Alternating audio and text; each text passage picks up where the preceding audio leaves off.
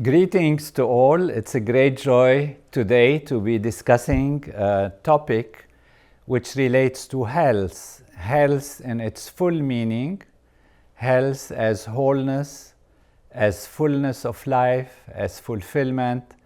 Really, whatever one feels is the best that one can be. And that aim, which seems like an ideal aim, is something that is taken into consideration and addressed and promoted and actually achieved through a system of health that we call Ayurveda. That term Ayurveda comes from thousands of years old tradition of Veda. For those who have been with us on a previous discussion, we have discussed Veda. Veda is a term that means knowledge. It comes from the ancient Sanskrit. It's knowledge, to know. It's total knowledge of life. And if you recall, yoga is one of those aspects that are part of Veda. Other aspects include music, include chanting, include meditation, various aspects to develop the full potential of the individual and society, and to even give a scientific approach to health and wholeness, which is available in the science called Ayurveda. Ayurveda, so Ayush is life, is a span of life, and that's the knowledge about life and living. So the system of health that is promoted or taught or practiced by Vedic knowledge is called Ayurveda. It's called the science and knowledge about life. In modern science, in modern medicine, we look at individual physiology as being made out of different organs and organ systems. And our modern scientists and doctors specialize in these different functions of the body. They specialize in the heart, so it's a cardiologist. They specialize in the kidneys, it's a nephrologist. They specialize in the functioning of the nervous system, a neurologist. And often these different parts of the nervous system or parts of the physiology are seen as separate organs or separate systems working as if independently, but of course we know that they are connected. Now, in this ancient system of Ayurveda, there is something more profound in terms of the basic functioning of the individual and the individual in relation with the environment. So, at the basis of all these organs, which of course are very much there, they are taken into consideration and understood, there are principles. And these principles are basic constituents, basic motivating factors, basic structural mechanisms that uphold all of these organs and actually unify them together in wholeness, in a greater wholeness. If we step from just the organs to what makes the organ function, how the organ functions, which means, for example, what happens in the physiology, we have the structure of organs and organ systems. We have the transformations that these organs and organ systems go through. We have the movement, the change, the growth, the transforming values, and the moving aspects that make, for example, one organ communicate with the other or connect with each other. And these are therefore very fundamental values that are basic, very basic in the human functioning and the human physiology. The movement, for example, how things move, how the hormones move, how the blood moves, how the oxygen moves, how the electrical activity in the nervous system moves. All of these are movements. And so in the ancient Ayurvedic system, the movement itself is a basic principle that can be healthy or that can be damaged. And therefore, more basic than just the organ itself and how it functions on its own level, there is the principle of how things move, the energy that makes it move.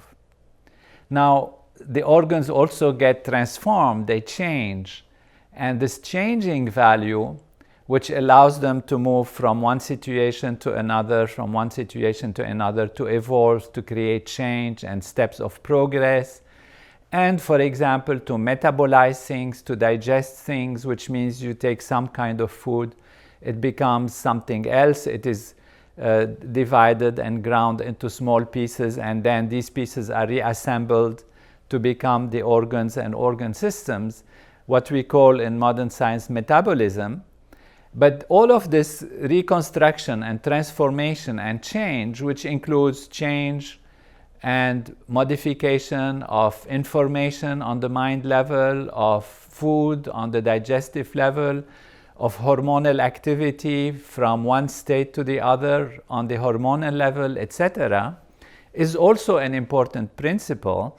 And that principle is a principle of metabolism that is also very valuable and very important, and is not just limited to certain organs, but it's a general principle, which means how our physiology is able to move and transform things one state to another, from one state to another. A third aspect which is very important is the structure. Structure is very important because if the structure is not cohesive, coherent, is not solid, it's not maintained together well, then the physiology cannot function properly.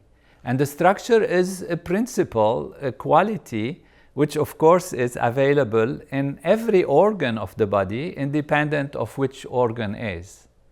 So we see these three values, which are more basic than just individual organs, and which actually is present in all of the organs and all of the aspects of the physiology. And in the ancient times, they have a name. So they gave them a name so that they are referred to as specific values. The value of movement, which is to move, moving, changing, and like that, moving from one situation to another, is called Vata, V-A-T-A. The principle of transformation and metabolism and change is called Pitta, P-I-T-T-A if you like, or one T, but Pitta is a little stressed on the T, so Pitta. Vata is movement, Pitta is transformation, and then the third part, which is the structure, the solidity, the wholeness of and integrity of the structure, is called Kapha.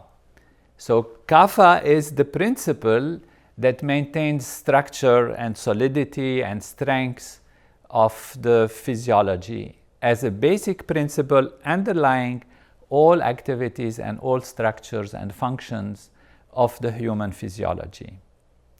Now, as we go deeper than that, we find that there are elements that constitute Vata, Pitta, and Kapha. So Vata for movement, Pitta for metabolism and change, and Kapha is for structure and solidity and cohesion of the system.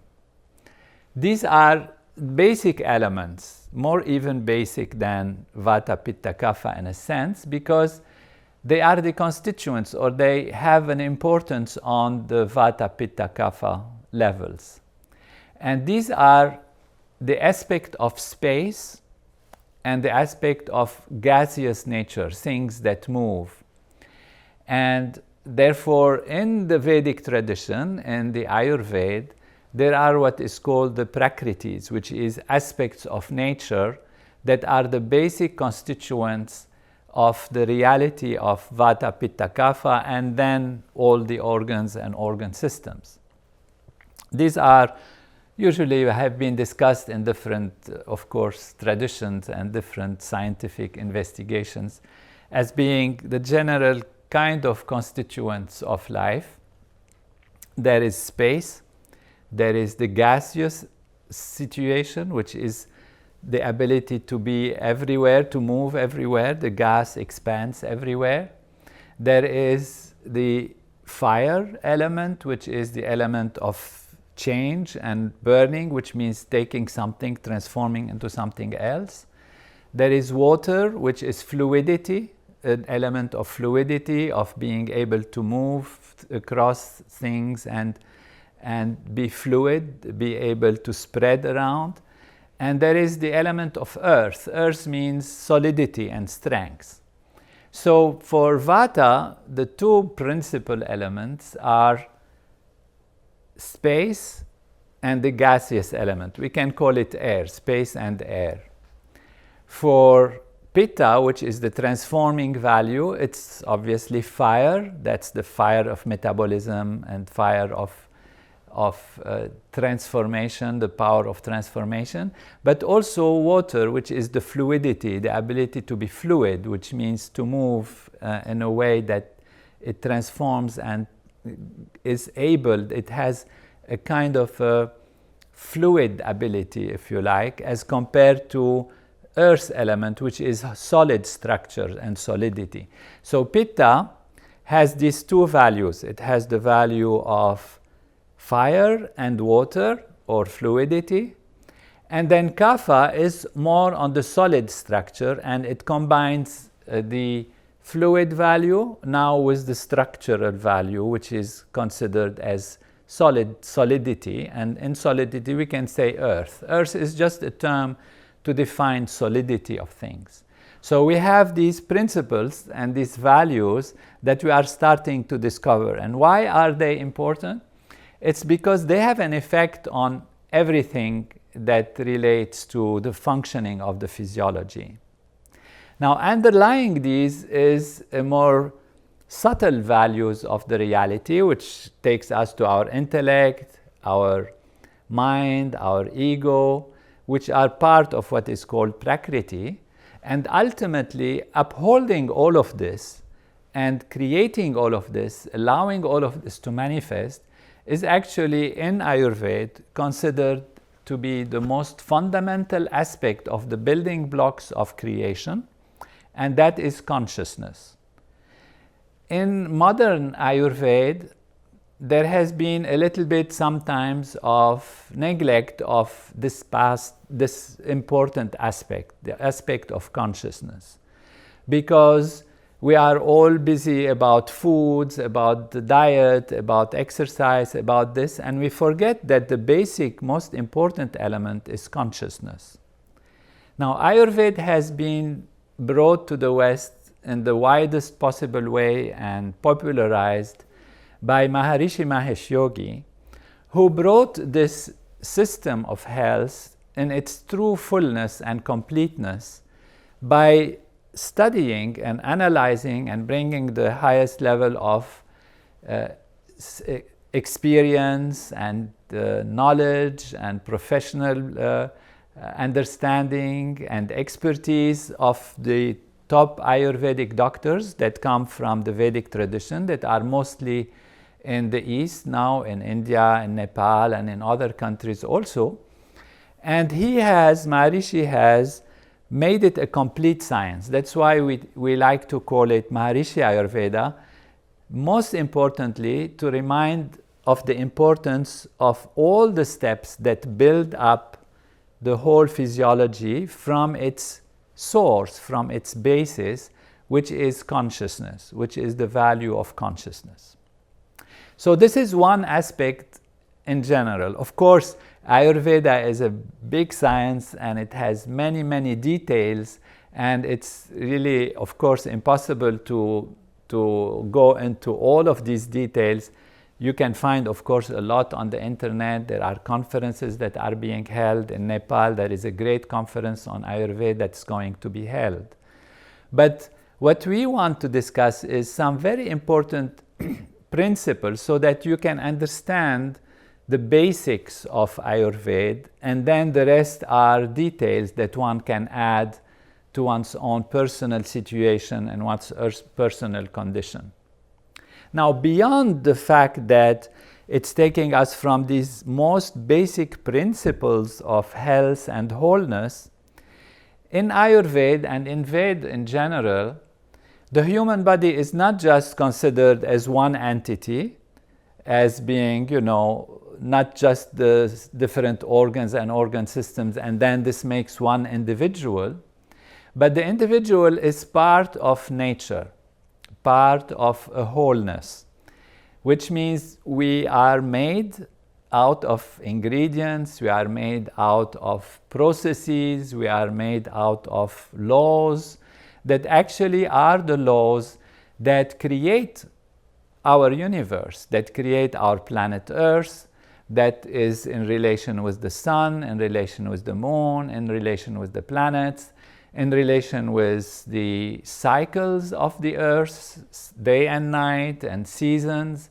and in relation with also our own building blocks, which are ultimately coming from the earth. And as we use food, for example, food has different ingredients, and since we come from all this, we have been molded from these actual ingredients originally.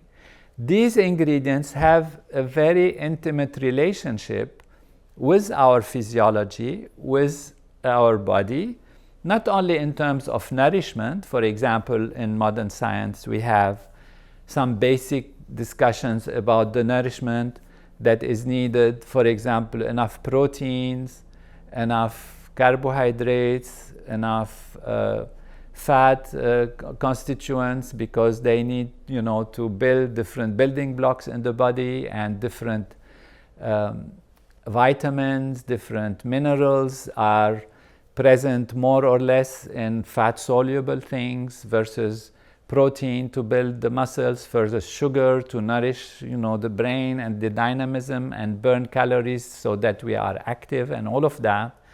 All of these values are, of course, important and they are there, but in Ayurveda they take a more important character because they have not just this quality of calories and what kind of calories and just about vitamins and minerals, etc., but they have these qualities also of space, water, earth, fluidity, and fire. And then ultimately, if you put them together to simplify, they have these qualities of Vata, Pitta, and Kapha. Vata, movement. So there are things that enhance movement in general. Pitta, metabolism. There are things, foods, condiments, legumes, fruits, different spices that enhance Pitta. And there are different foods and situations and circumstances that enhance and strengthen Kapha. And so, if we take too much of one, we might balance something and imbalance something else. What is also important in Ayurveda is that our physiology can have a primary value in Vata, Pitta, or Kapha, or combination of those, which means some of us are more Vata inclined, or they have a quality of their mind and body that is on the Vata side. So what is a Vata person? A Vata kind of characteristics. The Vata person, when the Vata is balanced and it's in proper shape in the physiology, then the person is energetic and vivacious. They usually learns very easily, quickly, memorizes things, but then can also forget them quickly. It's again movement. Things move very fast. They have a clear and alert mind, very sharp, fast-moving. And for example, they'll fall asleep very easily at bedtime, but sometimes they could wake up also and feel agitated if they are not balanced. The digestion usually of those who have a balanced Vata is quite balanced, and the elimination is happening because that is also movement in the digestive system. Elimination is good. And the blood circulation is balanced, and even the body temperature is balanced, and there is good circulation.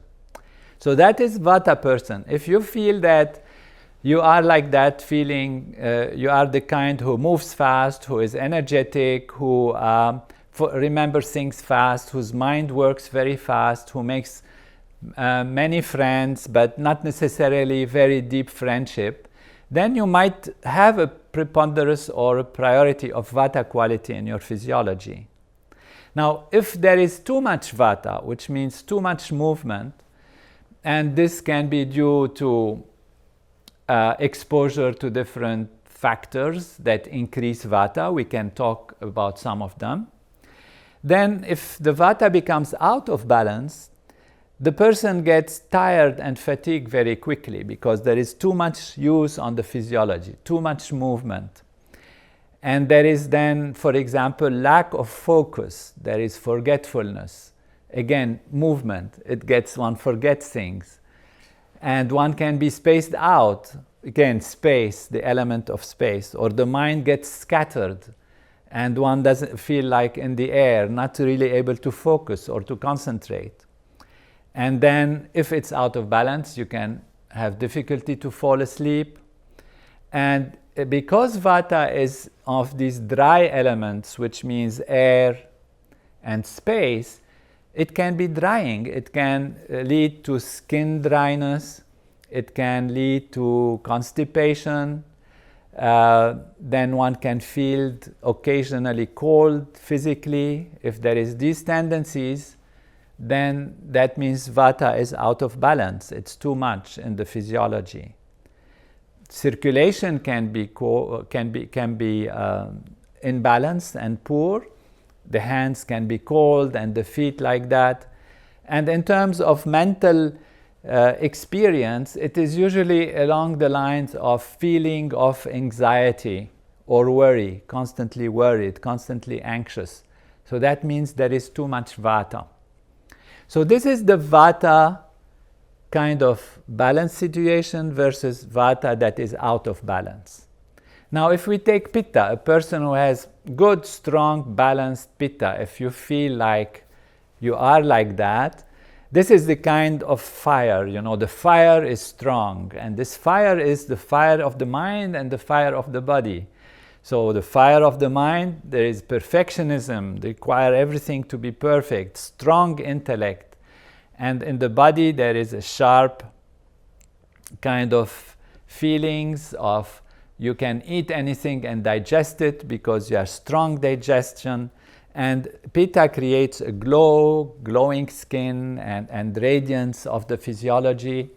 And then usually sleep is solid and one sleeps through the night. The Pitta is organizing itself well, and this Pitta can also give inner peace and happiness. So these are some of the signs of Pitta personality when it is in balance. So if you feel you are red-headed, sharp-minded, strong intellect, but in a balanced way, in a clear way, then you are more on the Pitta kind of side of the physiology. Now, Pitta also can go out of balance, and then this sharpness can become a fiery personality, a controlling personality, want to work too much, and there is a workaholic tendencies, and one can get overheated, and there is then excess, acid in the stomach, so there is maybe potential for ulcers. And if there is a skin, then you get skin rashes, you can acne, and you can have, of course, also interruption in sleep. And bowels usually can be very loose, and loose bowel movements. This tendency is when Pitta is too much. So this is about Pitta. Now, what about Kapha? If Kapha is balanced, as we know, it is structure, solidity. So it's the kind of person who is stable, that has a stable temperament, and good long-term memory. A Kapha person will make not too many friends, but solid friends. They'll remember, they'll stay friends.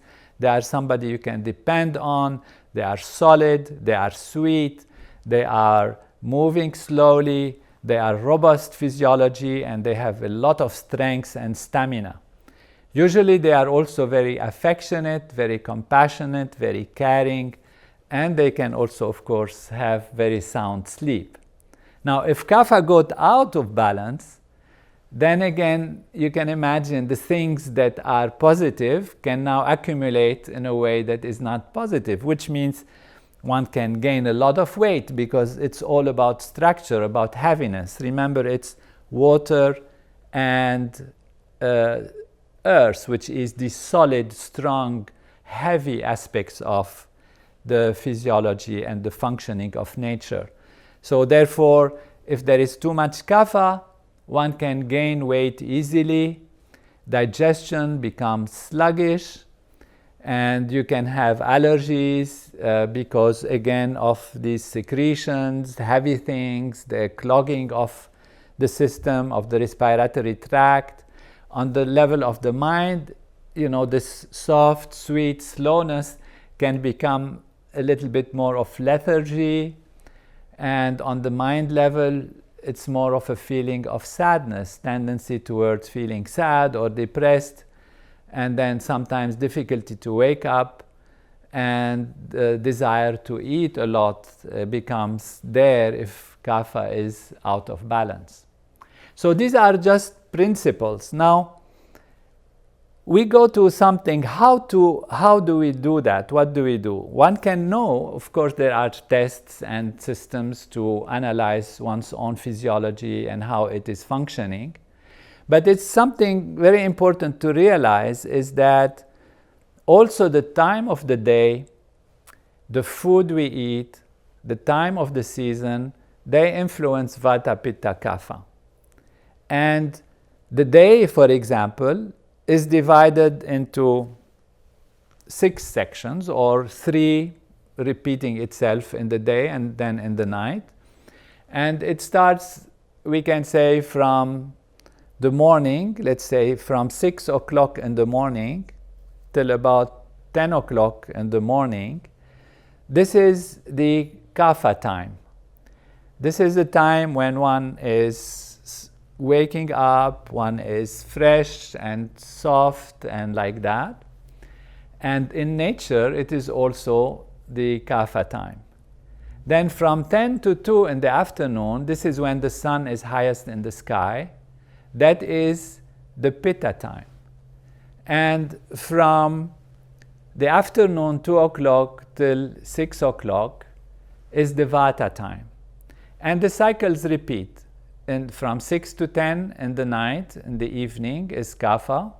From 10 to 2 is Pitta. And from 2 till 6 o'clock in the morning is the Vata time. Now, we usually say it's good to have good enough number hours of sleep, 7 hours, 8 hours, 9 hours, whatever one is used to or likes to sleep. And that is like a general thing. But in Ayurveda, it's not just the hours of sleep, it's the quality of sleep. For example, from 10 to 2 in the night is the Pitta time.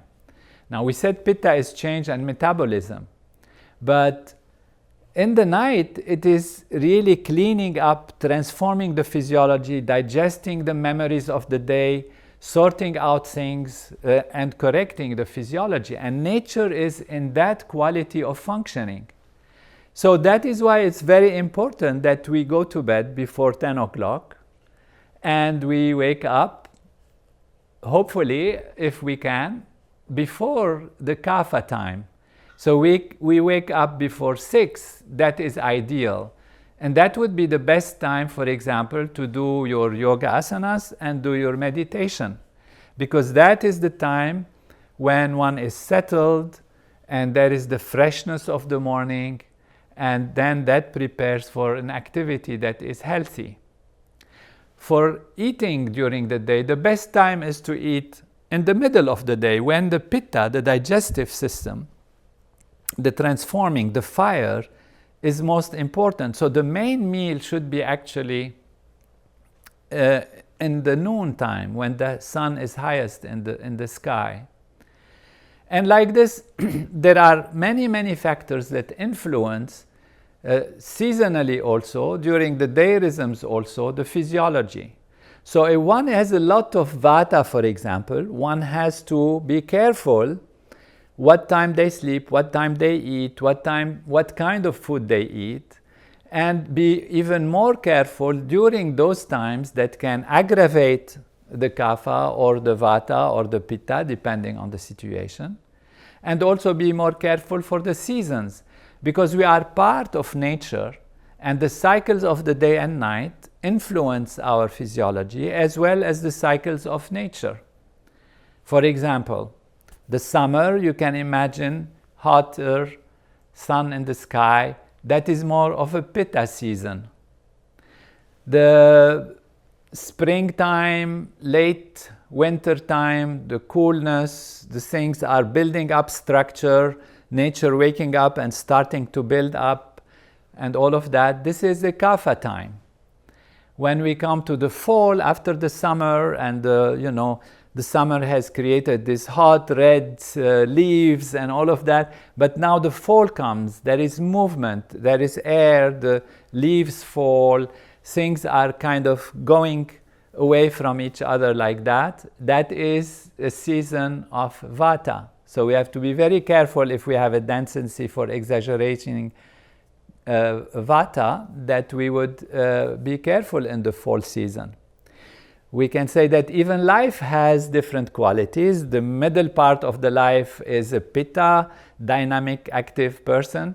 The first part is the building up of the physiology, soft, sweet, round, solid kind of part of life is Kapha. And then at the end of life, some wasting, some kind of like that, that is more of the Vata quality. So these are the cycles of life, and even nature now, modern science is discovering that these values are very important, because even medicines that we give depend on individual physiology and the way we metabolize the food, at what time we should give different kinds of food. That's what's called chronobiology, which means taking into consideration the rhythms and the cycles of nature, the cycles of the body. Foods, herbs, plants, they all have qualities that are Vata pacifying, Pitta pacifying, or Kapha pacifying. For example, the Vata pacifying foods, which reduce Vata if you have too much Vata, are sweet things. And these include, natural sweet food like fruits, most grains, some root vegetables, milk, ghee, fresh yogurt, like that. Nuts and seeds. Oils also are very Vata pacifying because they are heavier. And natural sweet foods are like that. Then we have sour things that are also Vata pacifying, like lemon juice, and vinegar. We have other taste that is pacifying for Vata, is the salty tastes. And if we look at the pacifying, things, we can say what to minimize, because there are things that can increase Vata.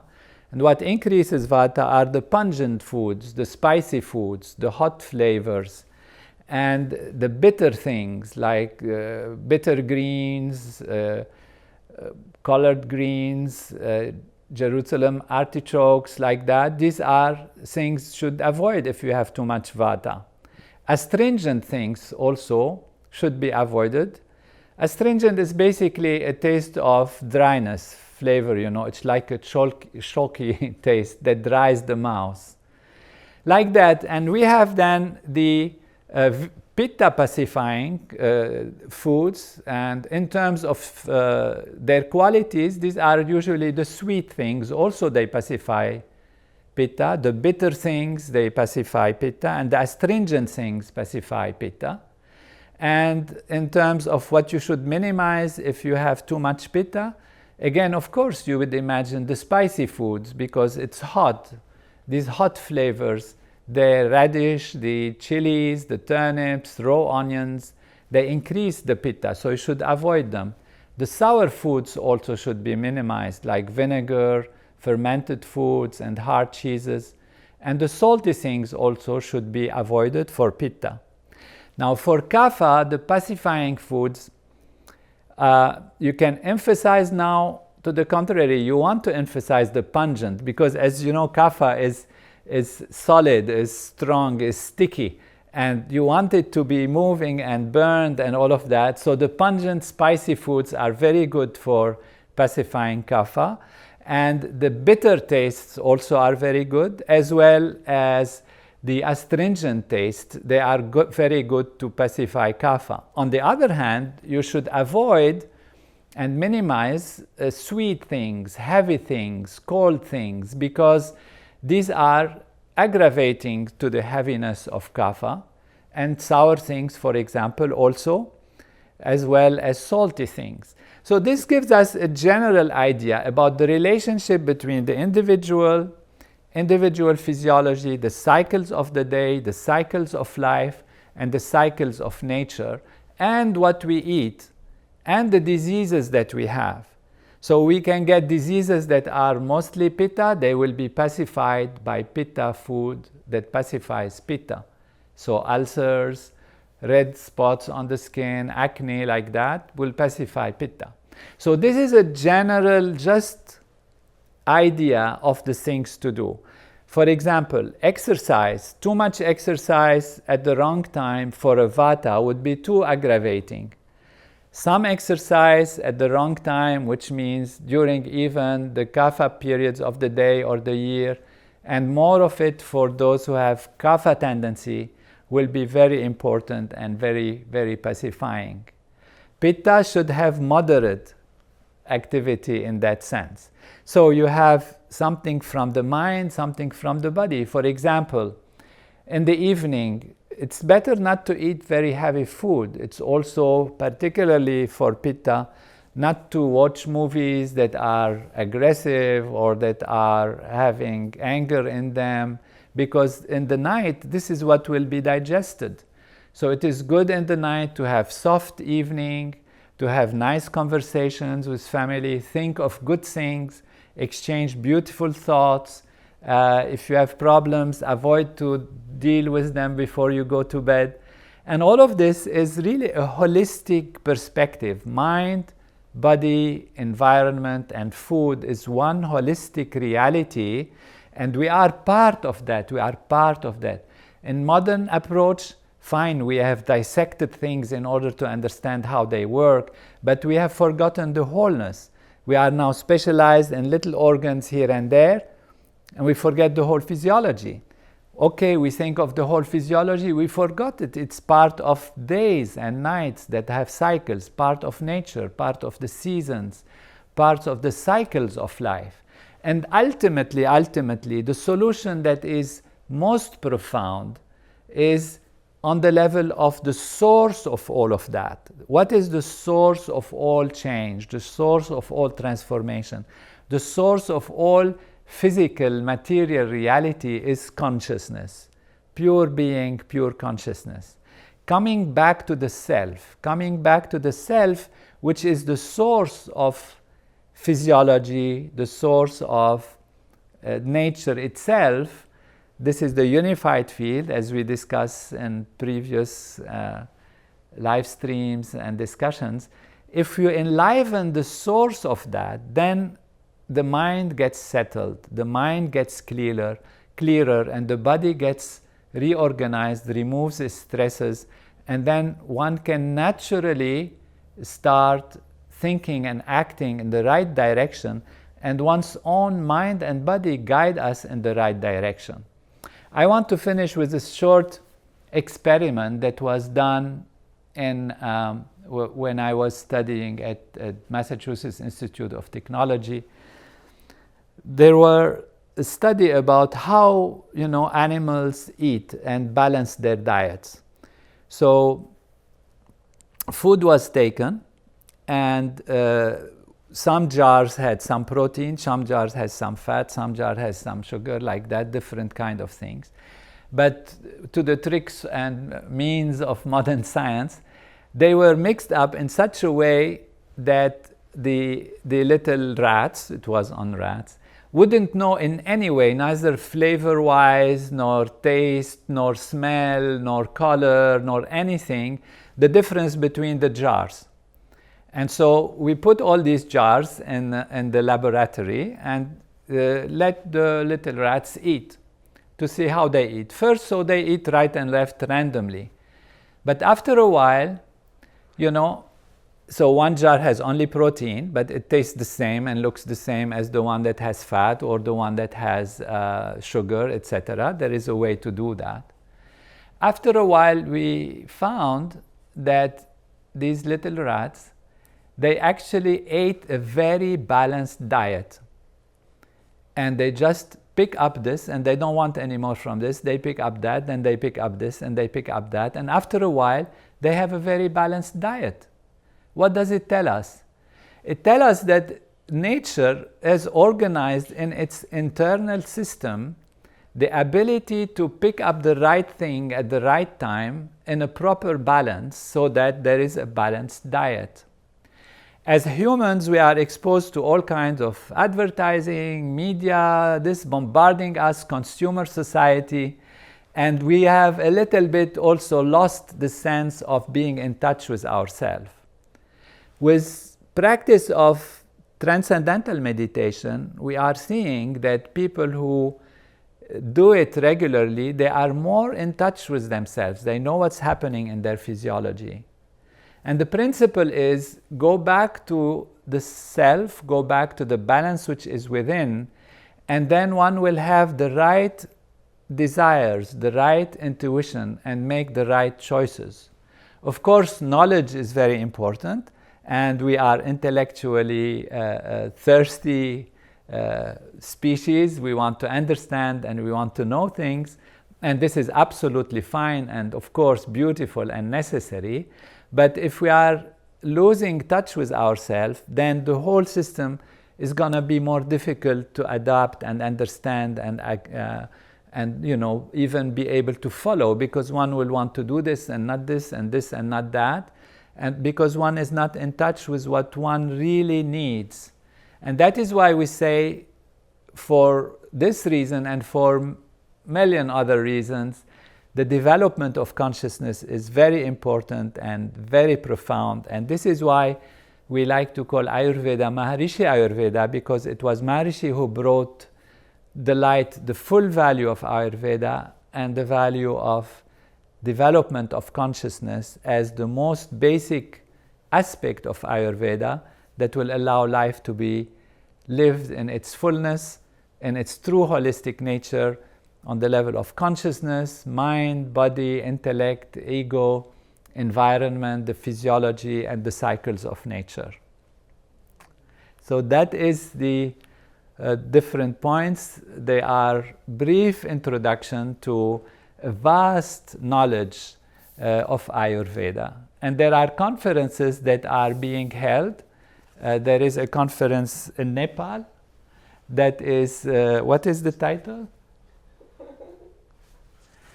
That is going to happen. If you like to attend it or follow it, we will have. But anyway, you can go on the internet.